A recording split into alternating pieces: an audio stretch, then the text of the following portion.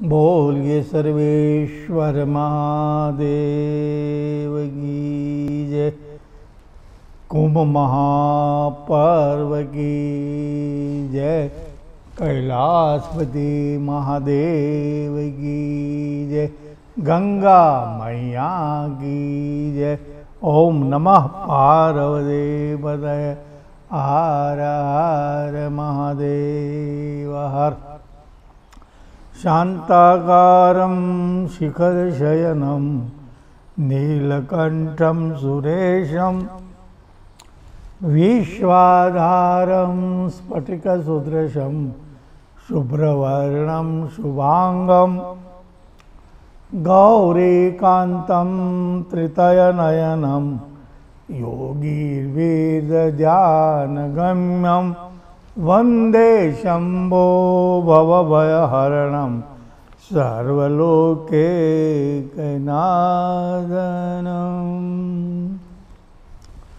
हर हर महादेव शम्भो काशी विश्वनाथ गंगे। हर हर महादेव शम्भो काशी विश्वनाथ गंगे। काशी विश्वनाथ गंगे काशी अमरनाथ गंगे। काशी विश्वनाथ गंगे काशी अमरनाथ गंगे। हर हर महादेव शम्भो काशी विश्वनाथ गंगे। हर हर महादेव शम्भो काशी विश्वनाथ गंगे। काशी विश्वनाथ गंगे काशी अमरनाथ गंगे। काशी विश्वनाथ गंगे काशी अमरनाथ गंगे। हर हर महादेव शम्भो काशी विश्वनाथ गंगे। काशी विश्वनाथ गंगे काशी अमरनाथ गंगे। काशी विश्वनाथ गंगे काशी अमरनाथ गंगे। हरिद्वार में महाकुंभ पर्व चल रहा है जो 1 मास तक चलेगा। तो कुंभ पर्व का बहुत महत्व माना गया है। कथा तो ऐसी है कि समुद्र मंथन हुआ, देव दानव के बीच में जो झगड़ा चल रहा था और असुरों ने वो सब इंद्र का इंद्रासन, सब देवताओं का स्थान झूठ लिया था। तो अजर अमर होने के लिए देवताओं ने भगवान विष्णु के पास प्रार्थना की और विष्णु ने सलाह दी कि देवताओं आप समुद्र मंथन करवाओ और वो मंथन से जो अमृत निकलेगा वो मैं अमृत आपको पिलाऊंगा और आप अजर अमर हो जाएंगे और सब आपका स्थान वापस आप ले लेंगे। तो देव दानव ने मिलकर बहुत बातचीत करके और संधि करके कई प्रकार से ये समझौता करके समुद्र मंथन हुआ है। और समुद्र मंथन करते करते कई चीज इसमें से निकली है। जहर निकला, तो मंथन होता है तो जहर तो निकलता है। तो जहर निकला तो प्रॉब्लम आया, वो तो जहर कालकूट से भी भयंकर जहर था। आज का जो एटम बम है उससे भी वो भयंकर जहर था कि एक बूंद भी जहाँ गिरे तो वहाँ सब नष्ट भ्रष्ट हो जाए। जैसे वो ये अमेरिका वाला ने बम गिराया था जापान में, तो आज भी उसकी असर है। इससे कई गुना वो एटम बम से कई गुना वो भयंकर एक कालकूट नाम का जहर था। तो कौन पिए? बड़ी समस्या आ गई। समाज में कोई महादेव जैसा हो तो वो जहर पी के समाज को बचाता है। कुटुंब में भी कोई महादेव जैसा व्यक्ति होता है, वो जहर पीकर कुटुंब को बचाता है। समाज में भी ऐसा महादेव जैसा कोई महापुरुष होता है, कोई संत होता है, कोई सज्जन होता है, समाज को बचाता है। राष्ट्र में भी कोई महादेव जैसा तत्व होता है, वो जहर पीकर राष्ट्र को बचाता है।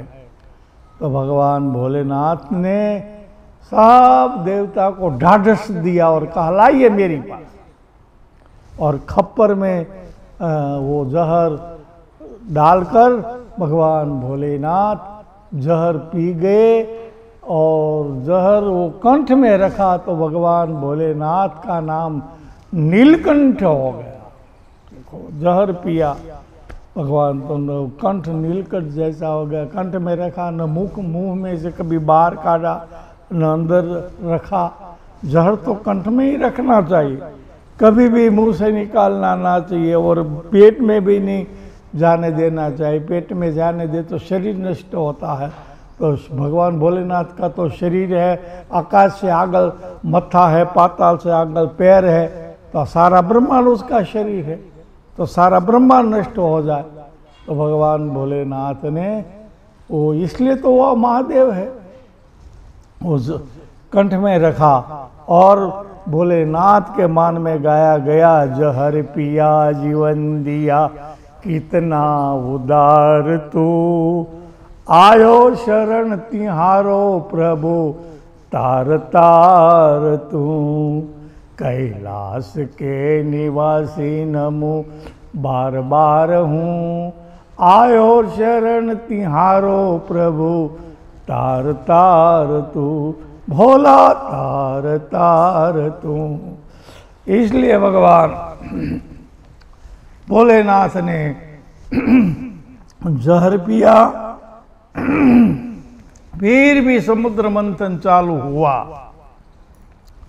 ऐसे करते करते बहुत चीज निकलती गई। ऐसे करते करते वो अमृत निकला। तो अमृत निकला तो देव दानव के बीच में बड़ा भारी टंटा हो गया, झगड़ा हो गया। हम पहले पिएंगे, हमारा अधिकार है, हम लेंगे। दानव के हम पिएंगे और ये देवता के हम पिएंगे। तो धन्वंतरी देवी अमृत का कुंभ लेकर वहाँ प्रकट हुए। तो उस समय से हाथ में थे, वो जुटाने के लिए, लेने के लिए बहुत देव दानव ने झगड़ा किया। और ऐसा हुआ कि वो दानव तो बहुत बलवत्तर था, तो दानव के हाथ में अमृत कुंभ आया।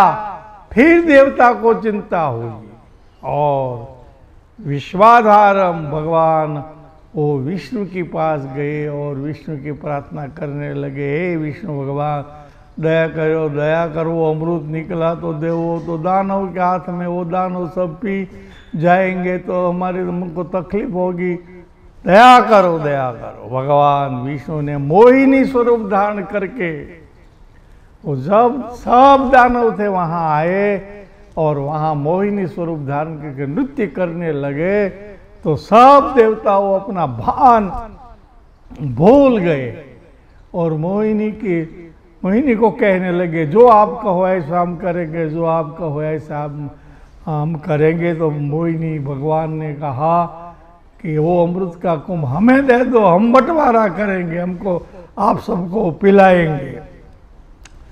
दानव तो मोहिनी स्वरूप में सब भान भूल गए थे, तो वो सब बैठ गए और ये अमृत को तो किसी देवताओं ने पिलाया। फिर राहु आया था बीच में, तो उसका सर काट दिया। ऐसी बड़ी लंबी कथा है। तो फिर ऐसा प्रॉब्लम आया कि इंद्र का जो पुत्र जयंत था वो अमृत कुंभ लेकर भागा। तो पीछे पीछे देव दानव सब गए और अमृत पीने के लिए, अमृत लेने के लिए। तो जयंत भागा भागा भागा तो हरिद्वार में आया और वहाँ कुंभ का वो गड़ा था, वो कुंभ था, वो वहाँ गाड़ दिया। तो फिर देवदानव वहाँ आकर वो लेने के लिए, तो वो अमृत का जो कुंभ था उसमें से कुछ बूंद नीचे गिरा और वहाँ से जयंत लेकर फिर प्रयागराज में पहुँचा, वहाँ भी गाड़ दिया, वहाँ भी देव दानव पीछे पीछे। तो वहाँ भी ये अमृत का बिन थोड़ा गिरा, वहाँ से वो शिप्रा के तट पर, तो वहाँ भी कुंभ गाड़ा, तो वहाँ भी निकाला तो उसमें से भी अमृत का बिन नीचे गिरा। तो वहाँ से भी भागा तो नासिक त्र्यंबक, वहाँ भी ऐसा किया और अमृत का बूंद गिरा। और फिर ये जयंत की रक्षा की गुरु चंद्र सूर्य ने पीछे पीछे सब दानव लोग देव लोग जाते थे, उसमें से रक्षा की। 4 जगह पर वो एक कुंभ का जो घड़ा कुंभ बूंद किया था उसमें से जो अमृत बूंद निकली वो 4 जगह पर कुंभ महापर्व का वो मेला उसका प्रारंभ हुआ। तो हरिद्वार, प्रयाग और उज्जैन और वो नासिक, वो 4 जगह पर कुंभ पर्व के इसी के मान में एक कुंभ महापर्व का पर्व का ये मेला का प्रारंभ हुआ है। सब भारतवर्ष के साधु संत ऋषि मुनि यहाँ आते जाते हैं और 12 वर्ष में एक दफ़ा यहाँ 3 वर्ष में एक जगह, 3 वर्ष में वो हरिद्वार में, फिर 3 वर्ष के बाद प्रयाग में, फिर 3 वर्ष के बाद नासिक, फिर 3 वर्ष के बाद वो उज्जैन, ऐसे एक जगह पर 12 साल में मेला आता है। उसको कुंभ महापर्व कहा जाता है। बहुत महिमा है। और जो वो ज्योतिष शास्त्र की दृष्टि से और गुरु सूर्य चंद्र वो सब राशि जो होती है, जो ज्योतिष शास्त्र का बड़ा विषय है, उसके काल गणना के आधार पर एक कुंभ महापर्व का मेला होता है। तो आज हरिद्वार धर्मनगर के रूप में ये सब यहाँ हो गया है और गंगा का विशाल तट पर है। भारत भर के साधु संत ऋषि मुनियों, गृहस्थ, संसारियों, भाविक भक्तों, सब मीडिया, सब विश्व भर के लोग यहाँ आते हैं और साधु संत ऋषि मुनि टेंट लगाते हैं। इसमें यज्ञ यागादि और भोजन हरिहर कथा कीर्तन सब यहाँ चलता ही रहता है और दान पुण्य सब 1 मास तक वो चलता रहता है। तो कुंभ पर्व में आकर कुंभ पर्व में साधु संत का दर्शन, हरिहर कराना, भोजन कराना, यज्ञ यागादि कराना, कथा कीर्तन कराना और गंगा में स्नान करने से तो वो बहुत पुण्य मिलता है। पितृ का मोक्ष हो जाता है और पितृ शांत हो जाते हैं और हमारे जीवन, मानव जीवन के बहुत जो समस्या है वो सब समस्या का यहाँ आकर जो कुछ स्नान गंगा में करता है, साधु संतों का दर्शन करता है, कथा कीर्तन करवाते हैं, यज्ञ याग आदि करवाते हैं, वो सब करने पर बहुत पुण्य की प्राप्ति हो जाती है। तो ये कुंभ पर्व में साधु संतों का तो वो एक प्रकार की धर्म परिषद होती है, धर्म की चर्चा होती है, सनातन धर्म का सिद्धांत जो है वो बार बार कहा जाता है और कई सुधारात्मक नियम आदि भी बाहर निकालते हैं। आदि गुरु शंकराचार्य जी ने ये कुंभ पर्व की परंपरा को फिर से पुनः व्यवस्थित करके ये परंपरा का प्रारंभ किया है। तो महाकुंभ पर्व की बहुत महिमा है। ये गुरु सूर्य चंद्र जो राशि में आता है उस वक्त श्रेष्ठ मुहूर्त माना गया है। और भारतवर्ष का जब तीर्थ, सब नदियाँ, सब आश्रम, सब साधु संत, सब ऋषि मुनि यहाँ आते हैं, इस वक्त हमें कोई भी नदी में स्नान करे तो पुण्य नहीं मिलता है।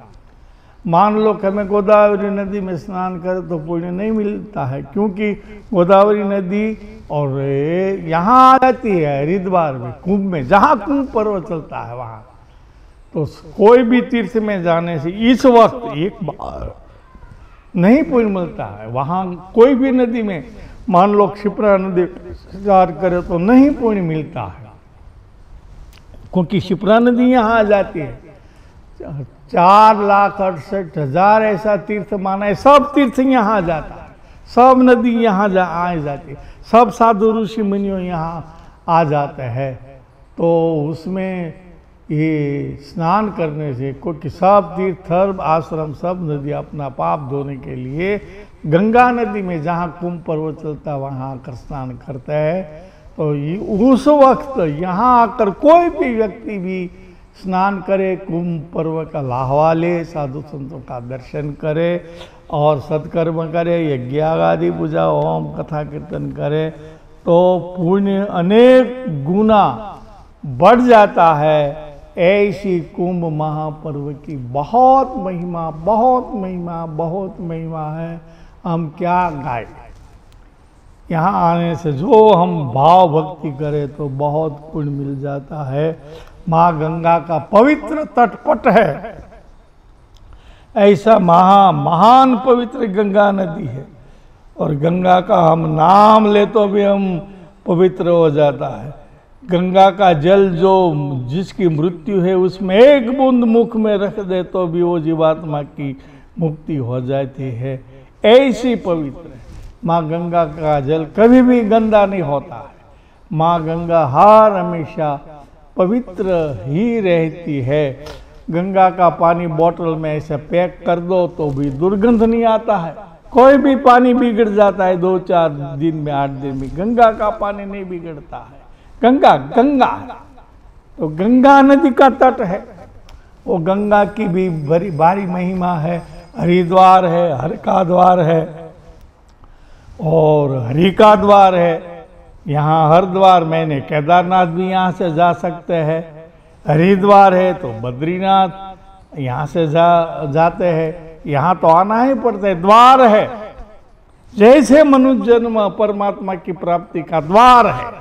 बड़े भागमान उस्तन पावा, सुर दुर्लभ सदग्रंथ ही गावा, साधन धाम मोक्ष का द्वारा पाई न जो जेही पर लोक सवार।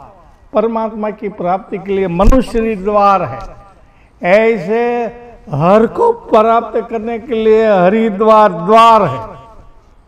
हरि को प्राप्त करने के लिए भी ये हरिद्वार है। तो यहाँ गंगा तो सप्त धारा में बहती है, 7 धारा है। देखो माँ गंगा की तो कितनी महिमा है।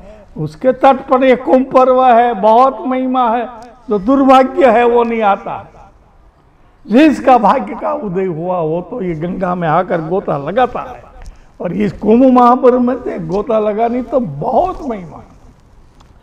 गौमुख से माँ गंगा निकली हुई है और गंगोत्री आई है।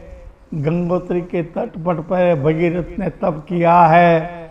भगीरथ के पूर्वज से 60,000 पूर्वज वो सगर राजा ने वो यज्ञ किया, यश्वमेघ यज्ञ, और घोड़ा छोड़ा। यश्वमेघ में घोड़ा छोड़ा जाता है और घोड़ा कोई न बांधे तो ही यज्ञ होता है। तो ऐसे करते करते इंद्र को ईर्ष्या हुई कि यश्वमेघ यज्ञ करेगा तो मेरा इंद्रासन सगर राजा ले जाएगा। तो इंद्र वो घोड़ा लेकर कपिल ऋषि का आश्रम था वहां बांध दिया। तो फिर सगर राजा का पुत्र वो घोड़ा को शोधने के लिए सारे भारत में घुमा ऐसे करते करते यहाँ आए तो कपिल ऋषि आश्रम में घोड़ा बांधा हुआ था। 60,000 पुत्रों ने वो ऋषि को जैसे तैसे कहा, चोर है, ऐसा है, तैसा है, और कपिल ऋषि की आंख खुली तो सब भस्मीभूत होता है। संत संतापे जाता है, जड़ा मूल से वंश, 3 तिला में एक न बचा, रावण कौरव कंस।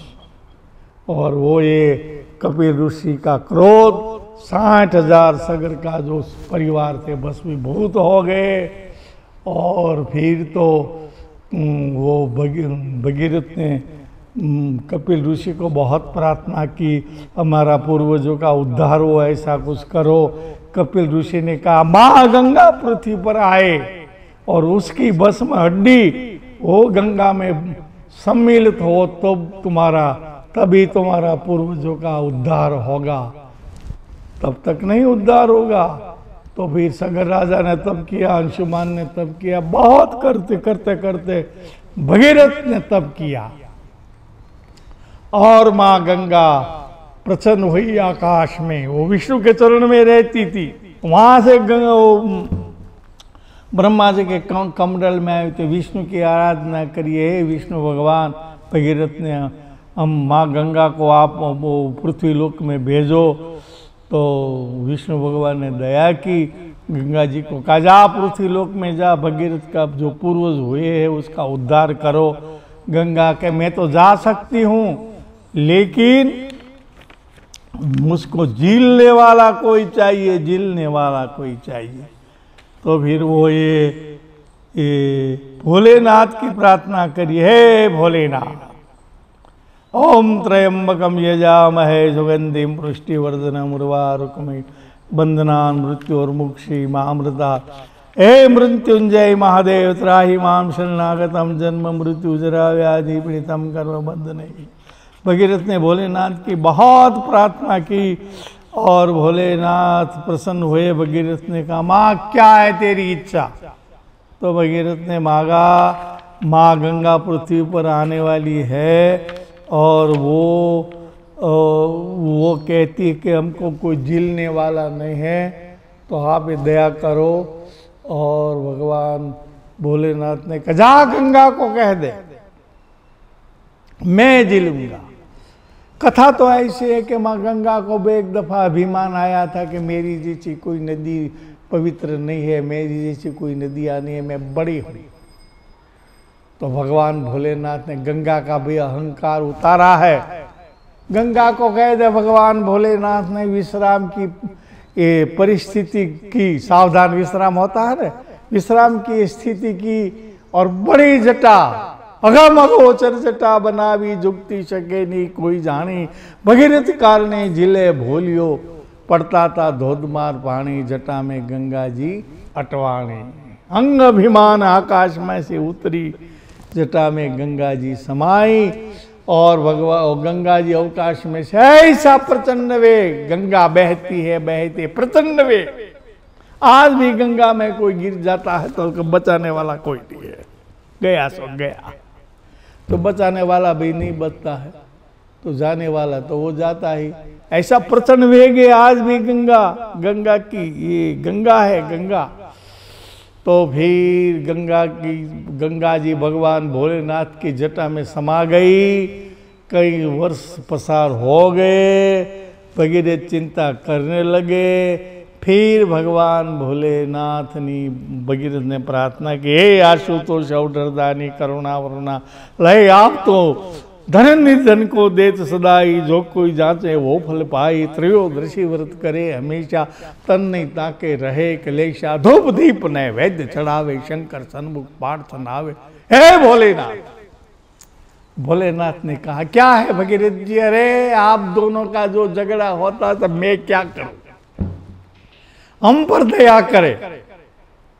क्या है? अरे गंगा जी को छोड़ो। भगवान भोलेनाथ ने कहा, एक थोड़ी लट ऐसी की तो उसमें से एक बूंद गिराई,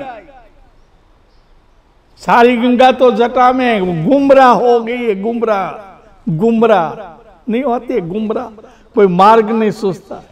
एक बूंद में से 3 धारा हुई, एक आकाश गंगा हुई, एक पाताल गंगा हुई, एक पृथ्वी गंगा हुई।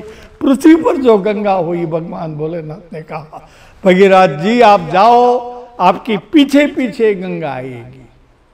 रथ लेकर भगीरथ आगे आ गए और भागीरथी, नाम पड़ा गंगा का भागीरथी। भगीरथ आगल आगल और गंगा पीछे पीछे, और सारी गंगा भगवान भोलेनाथ ने इस जटा में रखी। भागीरथी नाम पड़ा तब भगवान भोलेनाथ की शिव जी जटा में वो गंगा रखी, क्योंकि इसमें र आया। भगवान भोलेनाथ में राम नाम में बहुत प्रीति है, राम में र आता है, वो शब्द भी भगवान भोलेनाथ स्वीकार कर लेता है। गंगा थी तब तक मस्तक पर नहीं रखा, जब भागीरथी नाम पड़ा तो भगवान भोलेनाथ ने अपने मस्तक पर रखा और रानी बनाकर उच्च स्थान देकर मान देना है दूसरों को, ऐसा देना, मत्थे पर रखना, चरण में नहीं रखना, मत्थे पर रखो, ऐसा मान भगवान भोलेनाथ ने गंगा को दिया है। गंगा तो पवित्र है, गंगा ऋतुंबरा ज्ञान है, गंगा सुपर ज्ञान है, गंगा श्रेष्ठ ज्ञान है, गंगा गायत्री ज्ञान है। गंगा जैसा उच्चतर ज्ञान वो भगवान भोलेनाथ की जटा में संग्रहित होता है। ज्ञान तो मत्थे में ही संग्रहित होता है, इसलिए बाल रखा है, बाल बढ़ाया है भोलेनाथ ने। तो फिर आगे ये कथा, आगे आगे भगीरथ, तो वे उस गंगोत्री से ऋषिकेश आए, भगीरथ आगे गंगा पीछे, फिर वहाँ से आए वो यहाँ हरिद्वार में। तो हरिद्वार में वो भगीरथ ने गंगा पीछे, तो 7 ऋषि तप करते थे। तो गंगा तो महान प्रतियोगिता नारी है, जगदम्बा, जोगमाया, दुर्गा, भवानी, कालिका है। ऋषि को कैसे कि हटो यहाँ से, नहीं कहा। गंगा जी ने 7 धारा कर दी, और 7 धारा में ऋषि को कुछ हटाया नहीं, सब ऋषि जब तब करते थे। और भगीरथ आगे आगे, गंगा पीछे पीछे, प्रयाग, वाराणसी, ऐसे करते करते कपिल ऋषि का आश्रम, और वहाँ जो भगीरथ के पूर्व जो 60,000 भस्मीभूत हुए थे, उसकी भस्म हड्डी गंगा में मिल गई, और सब पूर्वज का मोक्ष हुआ। और भगीरथ ने महान कार्य किया। भगीरथ जैसा भारतवर्ष में कोई नहीं राजा हुआ, कोई सत्ताधीश नहीं हुआ। आज भी गंगा की कितनी महिमा, गंगा न हो तो भारत देश में रहने में आनंद नहीं आता। गंगा तो वो भारत की पहचान है। गंगा गंगा गंगा सागर में मिल गई। सब तीर्थ बार बार गंगा सागर एक बार, सब तीर्थ में बार बार जाओ, लेकिन गंगा सागर में जाए। आज भी वहाँ कपिल ऋषि का आश्रम है, 14 जनवरी में वहाँ भी गंगा सागर का मेला लगता है। तो ये यहाँ ये ऐसी गंगा है, ये भागीरथी गंगा है। ये गंगा के तट पर महाकुंभ मेला जो चल रहा है, उसमें शिव कथा और भागवत कथा, राम कथा, सब साधु का दर्शन, यहाँ वो यज्ञ यागादि पूजा पाठ, ओम हवन, गंगा में गोते लगाना। और गंगा तो गंगा है, एक कटको हाडनो जो गंगा में जाए, यानी 71 पेढ़ी माय भूतनो सर्जे भागीरथी गंगा में पुरुष थोड़ी भस्म मिला दे और एक आध हड्डी वो भी मृत्यु होती है, तो हम यहाँ नहीं आते हैं। और पूर्वजों का वो भस्म पूर्वजों की हड्डी गंगा में पधरामणी करते हैं। गंगा जल मुख में रहता है मृतदेह में, तो वो भी पवित्र हो जाता है। और कोरोना काल में तो बहुत है गंगा की महिमा है। गंगा जल पियो, कोरोना कम हो जाएगा। गंगा की ऐसी बहुत महिमा है। और अमृत पिए तो भी कोरोना कम हो जाता है। अमृत एक अमृत बहता है कुंभ पर्व में 1 मास तक, अमृत है। गंगा नहीं है, जल नहीं है, पानी नहीं है, अमृत है। अमृत कुंभ में से निकला अमृत है। तो अमृत पीने से भी कोई दर्द नहीं रहता है। तो कोरोना फोरोना तुम्हारा क्या कर सके। तो एक हड्डी और भस्म यहाँ पधरामणी कर दे तो भी 71 पीढ़ी में भूत नहीं होता है। और आगे वाली 71 पीढ़ी में भी भूत प्रेत कोई होने वाला नहीं। ऐसी माँ गंगा की बेमहिमा है। और पंखी ऊपर से पंखी ऊंडे પડછાયો પડે ગંગવાની ગંગાની माँ यानी 71 पेढ़ी माँ भूतों सर्जे भागीरथी पंखी गंगा के तट पर से ऊपर उड़ता है, उसका प्रतिबिंब पड़छाया नीचे गिरता है। तो पंखी का भी पूर्वजों और 71 पेढ़ी में भूत प्रेत नहीं। पंखी की बात है, पशु पंखी की, मानव की बात नहीं है। परछाया स्नान नहीं, गंगा का स्नान करे, गंगा का दर्शन करे, गंगा का पान करे। देखो कितनी महिमा है। दर्शन करने से भी मोक्ष मिल जाता है, स्नान करने से मोक्ष मिलता है, चरणामृत लेने से मोक्ष मिलता है। घर में भी हम स्नान करें और स्नान करते करते गंगे यमुने चैव गोदावरी सरस्वती नर्मदे सिंधु कावेरी जलेस्मिन् सन्निधि कुरी, तो भी हमारा जल में गंगा मैया आ जाती है और हम गंगा से स्नान करते हैं, सामान्य जल से नहीं। ऐसा भारतवर्ष में बहुत महिमा है। तो ये पंखी का पूर्वज का उद्धार हो जाता है तो हम मानव है। मानव सोचो, सोच समझ कर जीना। तेरी सांसें गिनी हुई है, जरा सोच समझ कर जीना। प्यासे मन को पाने के लिए ये हरिद्वार में आकर गंगा का पान करना, तो ऐसा पवित्र स्थल मिलने वाला नहीं है।